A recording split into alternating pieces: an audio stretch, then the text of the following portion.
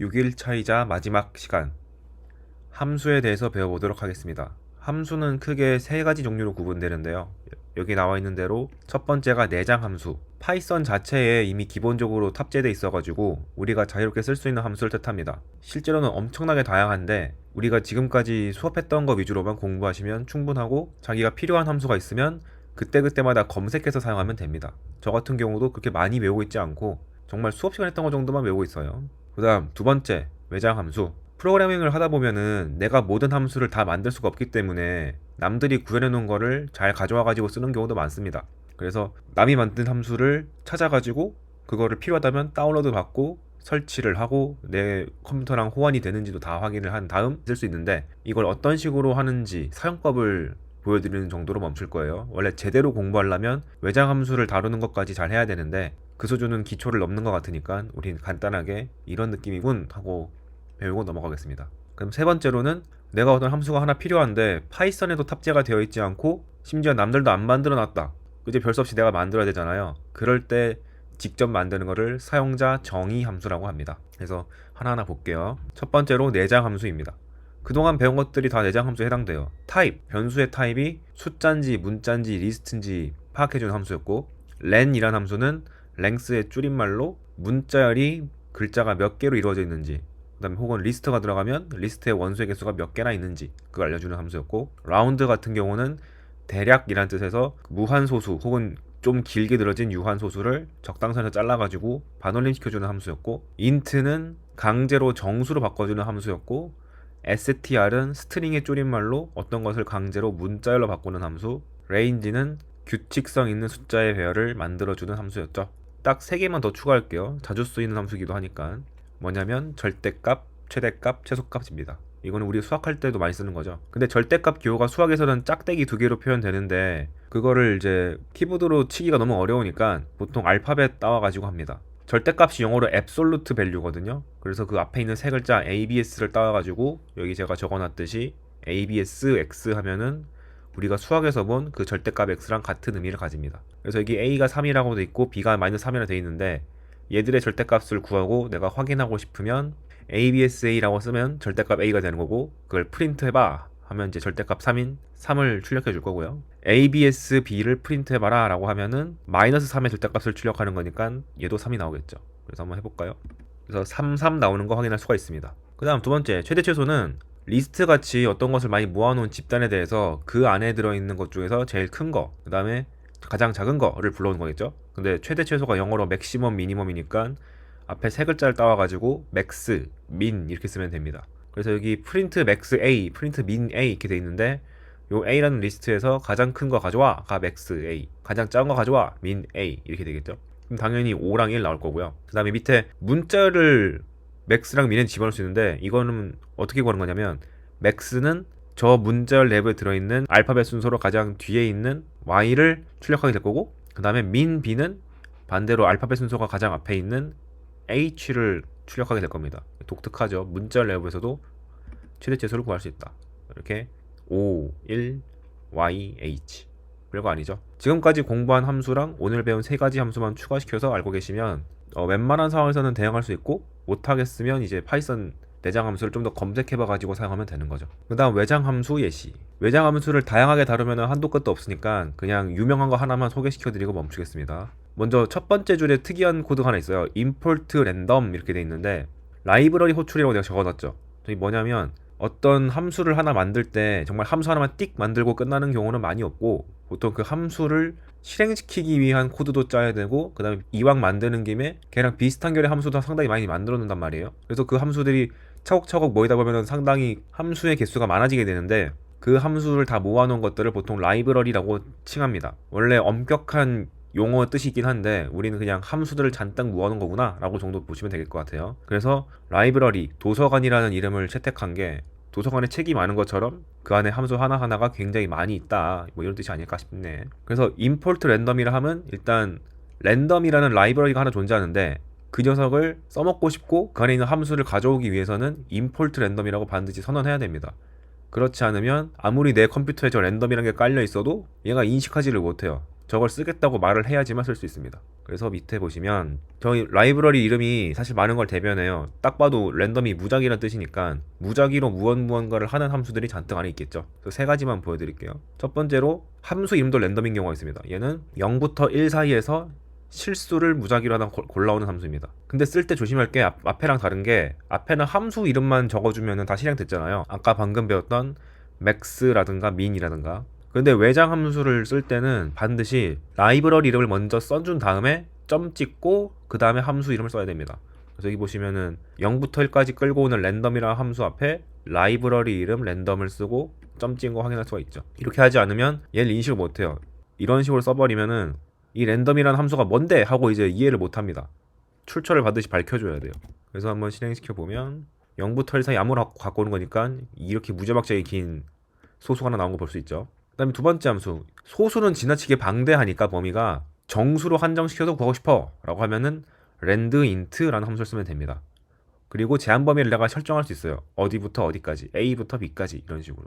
여기 보시면 저는 지금 B를 random.rendint 1,55라고 적었는데 1부터 55 사이에 있는 정수 중 아무거나 하나 뱉어줘 이렇게 하는 거죠. 그럼 이제 프린트 B 해보면 밑에 결과 있겠죠. 전 10이 나왔네. 그 다음 세 번째 셔플이라는 게 이제 섞다는 뜻인데 무작위로 어떤 집단을 섞어주는 함수가 됩니다. C는 1, 2, 3, 4, 5가 되어 있잖아요. 그런데 이 1, 2, 3, 4, 5를 무작위로 섞고 싶으면은 random.shuffle 하고 요 C의 이름을 갖다 적어주면 됩니다. 그럼 요 밑에서는 이제 C가 막 섞인 상태인 거예요. 그래서 이 프린트를 걸면은 이렇게 1, 2, 3, 4, 5가 3, 2, 1, 4, 5 이렇게 나온 걸 볼 수 있죠. 물론 매우 낮은 확률로 1, 2, 3, 4, 5가 다시 나올 수 있기도 합니다. 그래서 이런 식으로 라이브러리는 함수를 가져오게 되려면 반드시 라이브러리 이름을 선언해주고 점 찍고 함수 이름을 갖다 써야 된다. 그런데 문제가 있어요. 지금은 임포트 랜덤을 할 때 랜덤이라는 글자가 고작 6글자밖에 안 되니까 그냥 부담 없이 쓸 수 있다고 생각할 수 있는데 실전에서 남이 만든 외장 함수 쓰다 보면은 라이브러리 이름이 20글자가 넘어가는 경우도 꽤 있습니다. 그럼 그 20글자가 넘는 걸 다 써주는 거는 되게 비효율적이잖아요. 그래서 그거를 적당히 축약시킬 수도 있어요. 그래서 여기 보시면은 import random as rd라고 적어놨잖아요. 이 말인 즉슨 랜덤이라는 글자가 너무 기니까 매번 쓰기 귀찮아서 앞으로 이 라이브러리 이름을 rd라고 바꾸겠다 라고 하는 겁니다. 그래서 밑에 보시면 위랑 똑같은 코드인데 랜덤 대신에 rd로 바꿔놓은 거 볼 수 있죠. 하지만 실행시켰을 때 이 함수의 역할은 똑같이 수행되기 때문에 0과 1 사이 숫자 하나 나왔고 1과 55 사이 숫자 하나 나왔고 1, 2, 3, 4, 5가 뒤섞여 있고 별거 없죠. 마지막으로 사용자 정의 함수입니다. 얘는 이제 아까도 말했듯이 내가 직접 어떤 함수를 만들고 싶을 때 할 수 있는 건데 여러분 수학에서 정의하다가 어떤 것을 약속하다 이럴 때 많이 쓰잖아요. 정의하다를 영어로 하면 define, 명사형은 이제 definition 이렇게 하는데 거기 앞 글자 3개인 DEF를 가져와서 이렇게 써줘야 됩니다. 그런 다음 내가 만들고 싶은 함수의 이름을 그 함수가 수행하는 일에 걸맞게끔 적절한 영어 단어를 골라가지고 여기다 써줘요. 조심해야 되는 게 내가 어떤 멋들어진 함수 이름을 만들었는데 실행이 안 될 때가 있어요. 그러면 보통 이제 함수 이름이 이미 내장되어 있는 내장 함수라든가 내가 갖고 온 외장 함수랑 이름이 겹치는지 아닌지를 한번 판단해 봐야 됩니다. 이름이 겹치면 실행이 안 될 수도 있어요. 그래서 항상 좀 구분되는 함수 이름을 잘 잡아줘야 된다. 그래서 개발자들이 함수 이름 짓는 것도 상당히 골치가 아프기도 합니다. 그리고 그 함수에서 뭔가를 실행하기 위한 필요한 변수의 개수를 적절히 잡아가지고 괄호 안에다가 나 이런 변수 쓸 거야 하고 막 적어주면 돼요. 컴마 찍으면서. 그리고 쓸 만큼 쓴 다음에 괄호 닫고 땡땡을 치고요. 여기서 엔터를 치면 이런 적절한 공간이 나오거든요. 이 공간을 해치지 않은 선에서 이것저것 코드를 막 적어주면 됩니다. 마치 포문이랑 while문 같은 조건문처럼 앞에다가 공간이 없는 상태를 막 하면 또 에러 나요. 문법이니까 이건 따라줘야 됩니다. 수행할 것들을 이것저것 막 적은 다음에 오케이 이 정도면 할 만한 거 다 했다. 이제 함수값을 내보내야지 하면은 이렇게 마지막에 return 함수값에 해당되는 변수 이렇게 적어주면 됩니다. 그래서 return이란 말을 그 함수값을 계산한다, 함수값이 나온다 이런 식으로 우리는 수학에서 많이 표현하는데 그 컴퓨터 쪽에서는 보통 return이라는 단어를 많이 쓰더라고요. 반환한다 이렇게 말을 합니다. 그래서 밑에 보시면 한번 예시를 볼까요? 두 수의 덧셈을 구현하고 싶어. 그럼 첫 번째로 일단 함수를 만들 테니까 DEF라고 앞에다가 적어주고 한 칸 띄고 함수의 이름을 적어준다. 덧셈이니까 add라고 하면 되겠죠. 그 다음에 괄호 열고 변수가 2개 필요하겠죠. 두 수의 덧셈이니까. 그래서 a, b라 잡았는데 참고로 실전에서는 이 변수의 의미를 살리기 위해서 number 1, number 2 이런 식으로 잡기도 합니다. 이렇게 해야지 사실 더 의미가 살긴 하겠죠. 근데 우리는 공부한 입장이니까 그냥 a, b라고 할게요. 그리고 땡땡 치고 엔터 치면 이런 식으로 공간이 생기죠. 그래서 그 공간에 맞게 두 수의 덧셈을 해야 되니까 a 더하기 b를 만들어야 되는데 그 결과치를 담는 변수를 하나 만들어 줍시다. c라고. 그래서 우변에서 계산을 하고 좌변에다가 그걸 담는 것들을 적어주면 돼요. 그런 다음에 얘는 함수가 워낙 간단하잖아요. 덧셈만 하면 끝나는 거니까 할 거 다 했다. 그럼 이제 이 c라는 변수를 밖으로 내보내야지만 함수값이 나오는 거니까 return 한 다음에 c 이렇게 마무리하면 됩니다. 그럼 이제 변수 두 개가 들어갔을 때 그 녀석의 합의 결과로서 C가 툭 튀어나오게 되는 거죠. 그럼 이 함수들을 어떻게 쓸 수 있냐? 뭐 내가 만든 함수든 남이 만든 함수든 함수를 쓸 때는 일단 이런 식으로 어떤 함수를 실행시켰을 때 그 함수 값으로서 받아먹을 변수 하나를 잡아줘요. x라고 하겠습니다. 그 값을 예를 들면 3 더하기 4를 x라고 하고 싶어.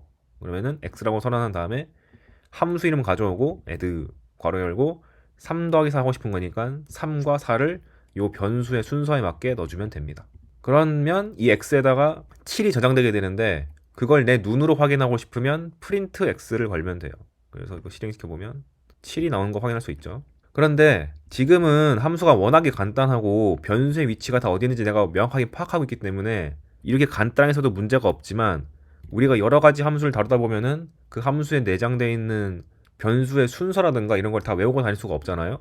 그래서 어디 위치에 있는 변수에다가 어떤 값을 정확하게 입력하고 싶으면은 이렇게 함수 이름 쓴 다음에 변수 이름까지 다 쓰고 입력값 넣고 변수 이름을 다 쓰고 입력값을 넣어주면 알맞은 자리에다가 알맞은 값들이 쏙쏙 들어가가지고 계산할 수 있습니다. 그리고 변수 이름 같은 경우는 그럼 내가 다 외우고 다녀야 되나요? 라고 생각하셨는데 그럴 필요가 없고요. 지금 방금도 봤지만은 이렇게 글자 앞에다가 커서를 띄워놓으면은 이런 정보들을 막 띄워줘요. 얘가 어떤 남이 만든 함수든 내가 만든 함수든 사용하고 싶을 때 그 변수의 이름에 앞 글자 정도만 적당히 써주면 그 앞 글자로 시작하는 변수를 미리 보기로 다 띄워줍니다. 그 미리 보기를 보고 클릭을 하면 변수명은 자동으로 완성이 돼요. 그 다음에 내가 입력하고 싶은 거 입력하면 되는 거죠. 이 말은 우리 기초 단계에서는 할 건 아닌데 그냥 걱정할까 봐 한번 말한 거고 제대로 배우려면은 이 다음 단계 강의를 수강하거나 내년에 데이터 과학과 머신러닝을 들으시면 알게 될 거예요. 그럼 이 경우도 마찬가지로 프린트 while 하면은 3과 4가 들어갔으니까 7 나올 거고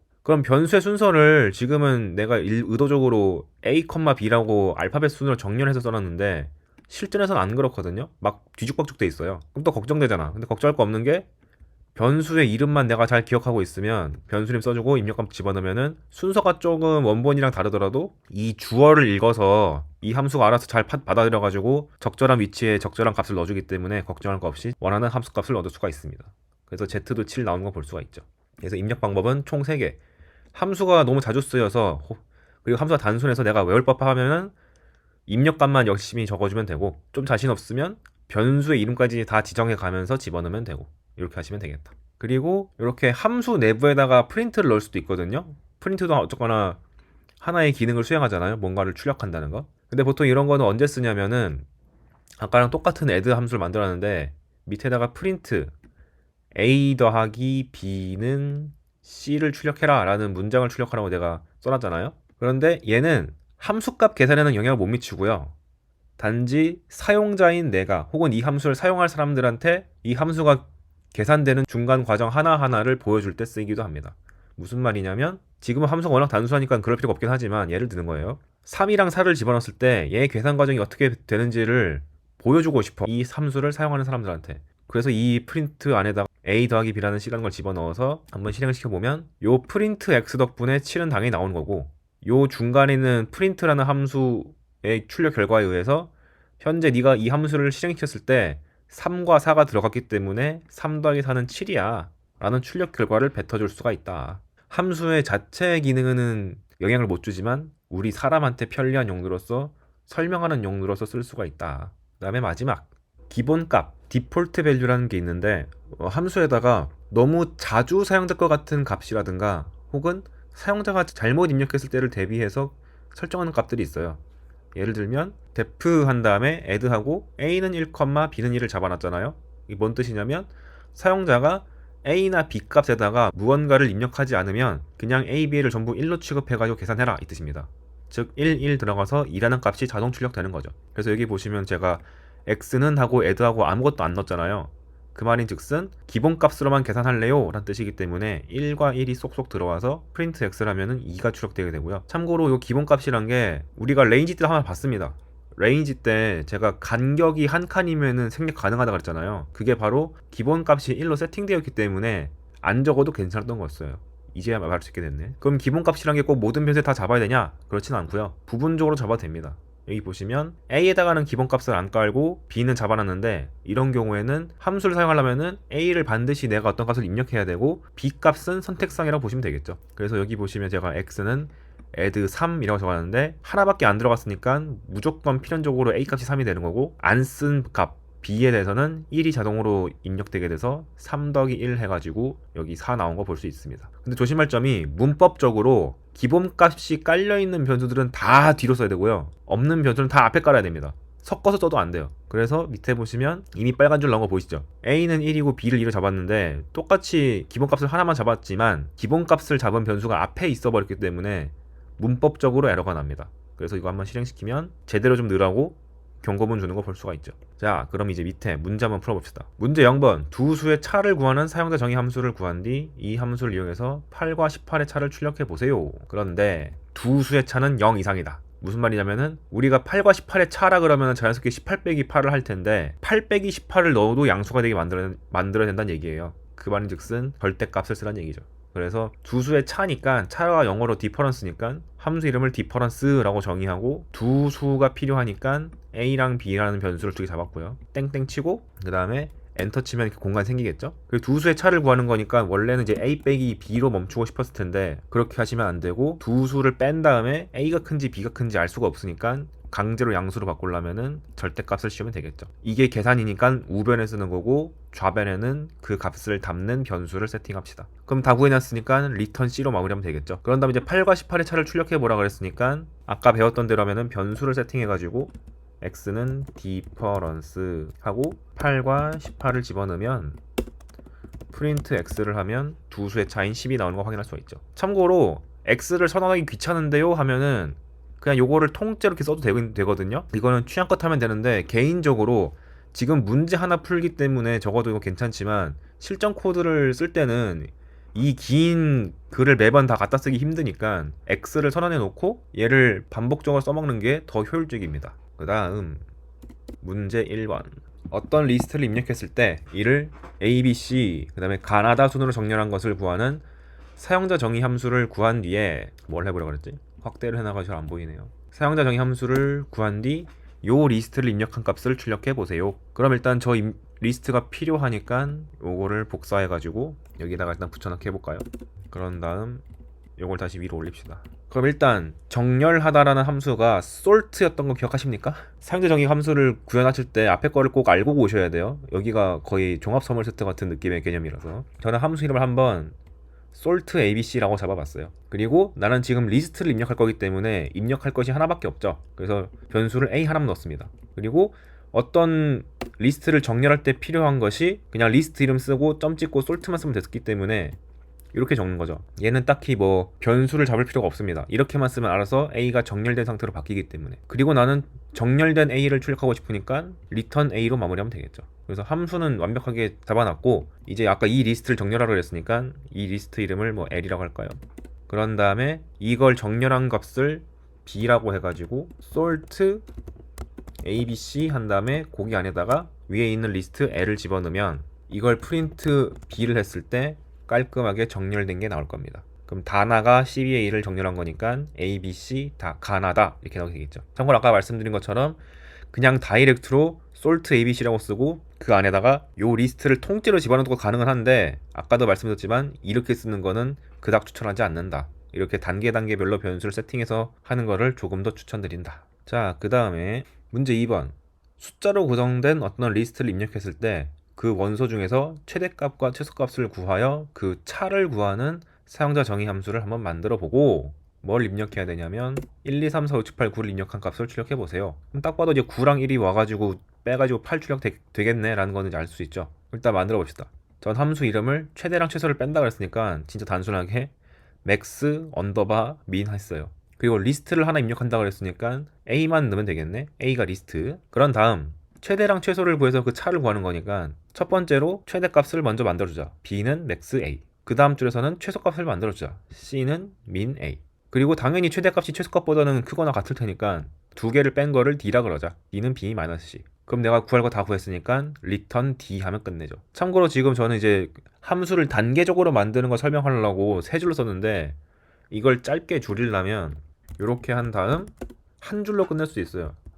두수의 차를 d라고 이름을 지은 다음에 얘를 구하려면 그냥 최대값에서 최소값을 빼면 되겠네 라고 그냥 한 줄로 마무리하고 return d라고 해도 문제는 없습니다.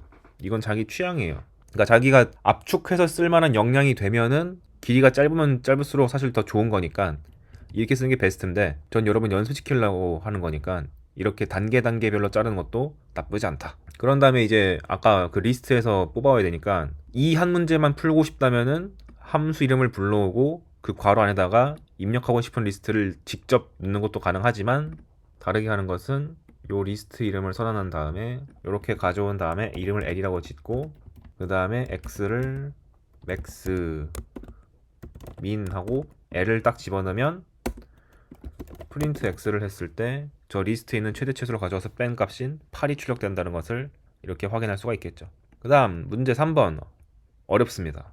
이거 우리 문자를 공부했던 파트에서 제가 끌고 온 건데 기억하시는지 모르겠네. 19xx0818 남 김건민 이런 식의 문자를 입력했을 때 어떻게 결과를 출력해야 되냐면 이런 식으로 결과를 출력하는 사용자 정의 함수를 구한 다음 2001 0101 여 최은 회원을 입력한 값을 출력해 보세요. 그럼 일단 출력 결과가 문자를 하나 둘 셋 4개 줄로 출력을 해야 되고 그 다음에 그 결과 값들이 여기에서 19xx0818을 가져와서 가공해야 되고 여기 있는 남을 가져와서 남자로 바꿔야 되고 마지막에 붙어있는 이름 김건민을 이렇게 끌고 와야 되네요.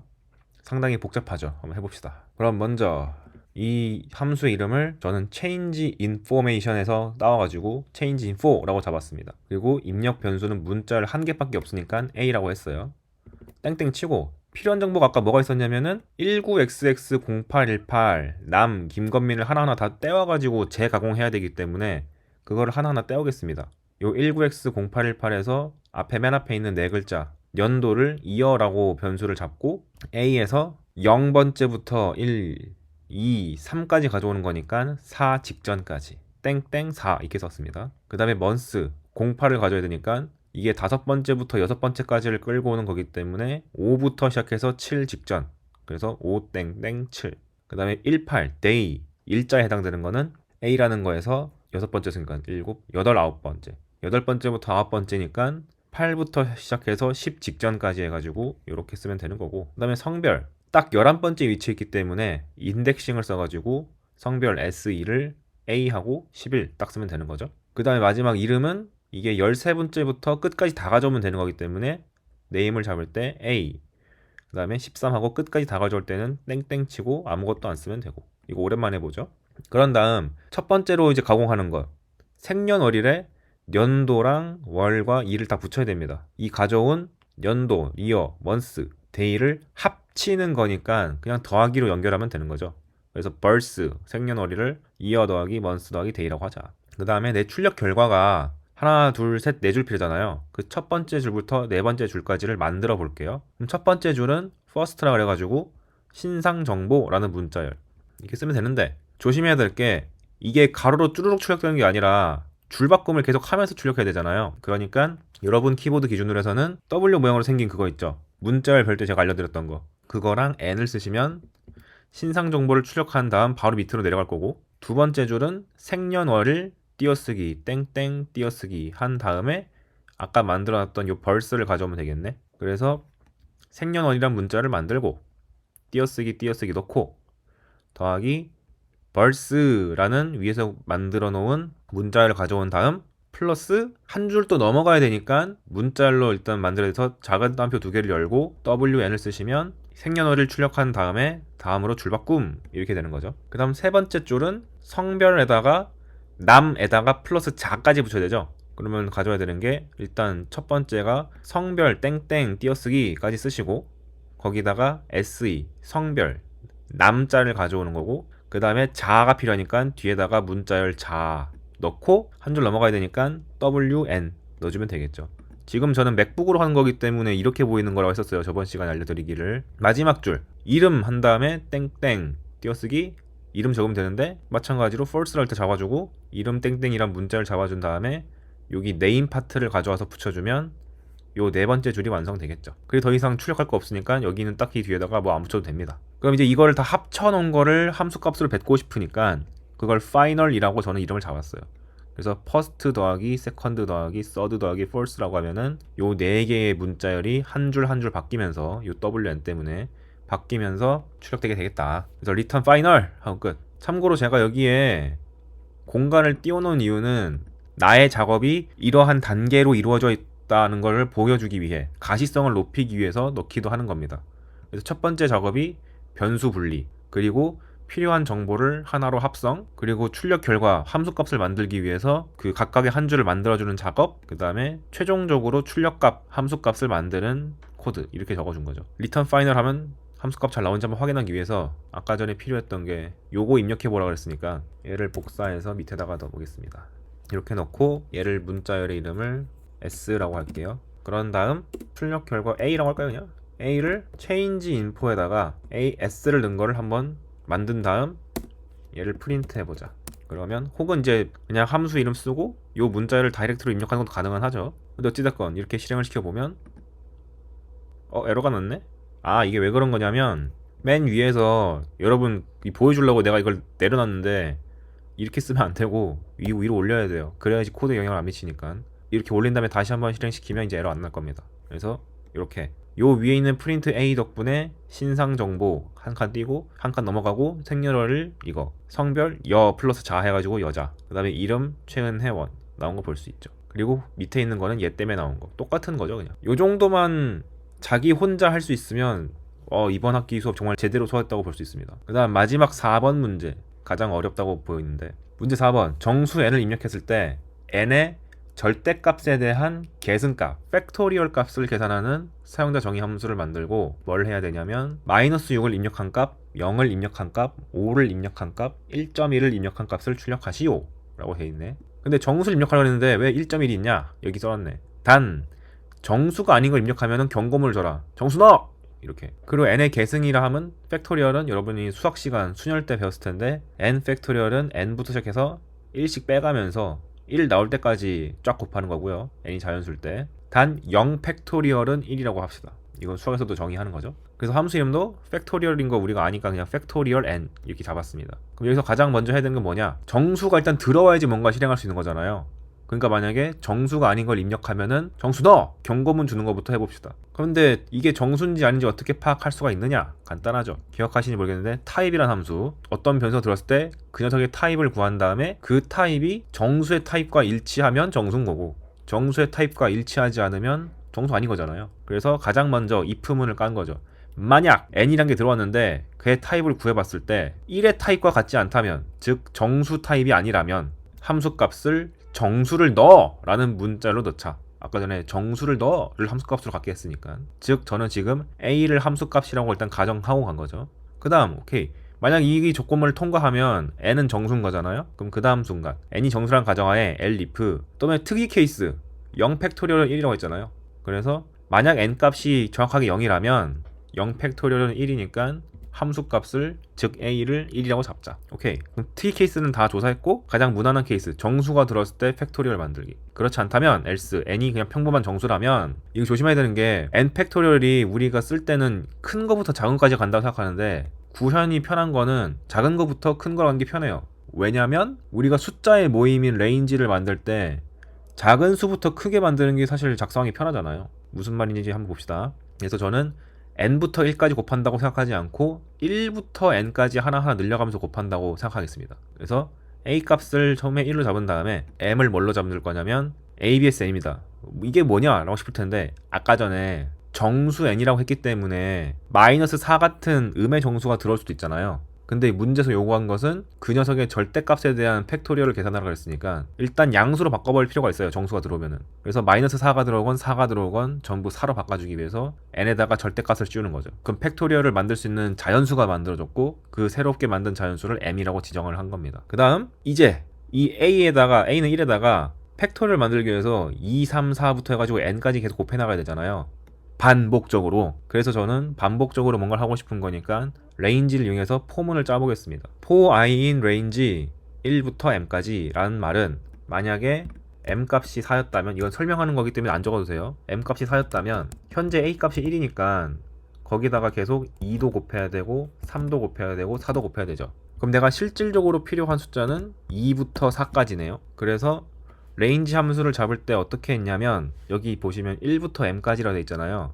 이 말인 즉슨 레인지 1,4는 1부터 시작해서 2, 3까지 가죠. 왜냐면 레인지 1,4라는 얘기는 4 직전까지 간격 한 칸으로 만들라는 얘기니까. 그래서 3개 숫자가 만들어졌습니다. 그런 다음에 이 1, 2, 3을 위해서 이제 2, 3, 4를 바꿔치게 되니까 for i in range 1,m에서 i 값이 하나 나오면은 1, 2, 3 이렇게 순차적으로 나올 텐데 그걸 강제로 2, 3, 4로 불리려면은 플러스 1씩 하면 되죠. 그래서 원래 여기서 내가 i 값들을 1, 2, 3으로 내가 구해놨는데 실질적으로 필요한 것은 i 플러스 1이구만 이렇게 생각. 그런 다음에 이 i 플러스 1인 값들 2, 3, 4를 기존의 a 값에다가 계속 곱해 나가야 되는 거기 때문에 변수를 업데이트하는 방법, 우변에다가도 a를 깔고 좌변에다가도 a를 깐다. 무슨 말이냐면 우변에다가 a를 업데이트하는 식을 써요. a에다가 요 i 값이 들어오면 i 플러스 1 값을 곱해줘. 2를 곱해줘. 현재 a 값이 1이었는데 i 플러스 1인 2를 곱해줘. i 플러스 1인 2를 곱해줘. 즉 1 곱하기 2를 새로운 a 값으로 잡아. 그 다음에 다시 포문 위로 올라가서 그 다음 i 값이 2인데 그것을 3으로 불린 다음에 다시 a랑 곱해줘. a 곱하기 3, 즉 1 곱하기 2 곱하기 3. 그런 다음 그걸 새로운 a라고 잡아줘. 그럼 a 값이 1 곱하기 2 곱하기 3이 된 거고, 그 다음 다시 포문 위로 올라가서 현재 i 값이 3이 됐으니까 i 값을 하나 불리고 i 플러스 1 해가 4로 늘리고, 그 다음에 a 곱하기 i 플러스 1 해가지고 현재 a 값이 1 곱하기 2 곱하기 3이었는데 현재 a 값이 1 곱하기 2 곱하기 3이었는데 걷다가 4를 곱해줘서 a 값을 1, 2, 3, 4를 곱한 값으로 업데이트 시켜줘. 이렇게 설계해 나가는 거죠. 상당히 어렵죠. 그래서 지금 순차적으로 다시 한번 정리하면 팩토리얼을 만들기 위해서 첫 번째 생각, 1부터 n까지 곱하는 걸 생각해 봐야겠다. 근데 n이라고 생각하면 너무 어려우니까 구체적인 숫자 4를 예시로 한번 생각을 해봐야지. 그럼 현재 내가 a 값을 1 갖고 있으니까 4 팩토리얼을 만들려면은 2, 3, 4가 필요해. 근데 2, 3, 4는 숫자가 3개니까 레인지 함수를 만들 때도 숫자가 3개니까 반복적으로 곱하는 행위를 해야 되고, 숫자는 3개가 필요하니까 레인지 함수를 이용한 포문을 만들 건데 레인지 함수에다가 숫자가 3개가 나오게끔 내가 잡아야 되니까 무난한 1부터 4까지라고 했다. 그럼 1부터 4까지니까 i 값이 1, 2, 3 나온다. 그런 다음 실질적으로 곱해야 되는 건 2, 3, 4기 때문에 요 1, 2, 3에다가 더하기 1씩을 해서 a에다가 반복적으로 곱하면 되겠다 라고 생각을 해가지고 내 실제적으로 쓰이는 식은 i 플러스 1이다. 그런 다음 포문을 잡을 때 변수를 업데이트하는 식인, while문에서 배운 변수를 업데이트하는 식인 a는 a 블라블라블라를 쓰기 위해서 좌변에도 a 깔고 우변에도 a를 깔았는데 팩토리얼은 곱하기 구조다 보니까 현재 i 값이 이 레인지에서 1이 하나 들어왔을 때 2로 업데이트하기 위해서 i 플러스 1을 만들고 기존의 a 값에다가 곱해줘야 되는 거기 때문에 이렇게 식을 작성한 다음 좌변에다가 다시 a를 쓰면 기존의 a 값이 무언가가 곱해져서 업데이트가 된다. 그래서 이걸 반복적으로 진행하면 팩토리얼이 나온다는 것을 확인할 수가 있다. 그래서 요거를 이제 다시 한번 싹 지어보면 깔끔하게 정리할 수 있는 거죠. 이거를 혼자 알아서 짤 수 있다? 어우, 정말 제대로 공부하신 겁니다. 그리고 재능도 있는 거예요, 솔직히. 그래서 a 값을 함수 값으로 보고 리턴 하겠다 이렇게 마무리하는 거죠. 그럼 아까 전에 문제에서 요구한 게 마이너스 6이랑 0이랑 5랑 1.1을 대입한 거를 해버렸으니까 함수명 적고 안에다가 내가 넣고 싶은 숫자를 적으면 되겠죠. 그럼 당연히 마이너스 6을 넣었으니까 마이너스 6에 대한 절대값 6의 팩토리얼을 구하는 거니까 6, 5, 4, 3, 1 하면 720이 나오고, 0을 집어넣으면 0 팩토리얼인 1 나올 거고, 5 집어넣으면 5, 4, 3, 2, 1 해서 120이 나올 거고, 1.1을 넣으면은 이거 정수 아니니까 정수를 넣어! 라고 출력하겠죠. 그래서 한번 실행시켜 볼까요? 아까 말씀드린 대로 절대값 마이너스 6, 즉 6 팩토리얼 해가지고 720, 0 팩토리얼 1, 5 팩토리얼 120, 1.1은 정수를 넣어! 나온 거 볼 수 있습니다. 그래서 여기까지 해가지고 모든 진도가 끝이 났습니다. 정말 고생 많았습니다. 안녕.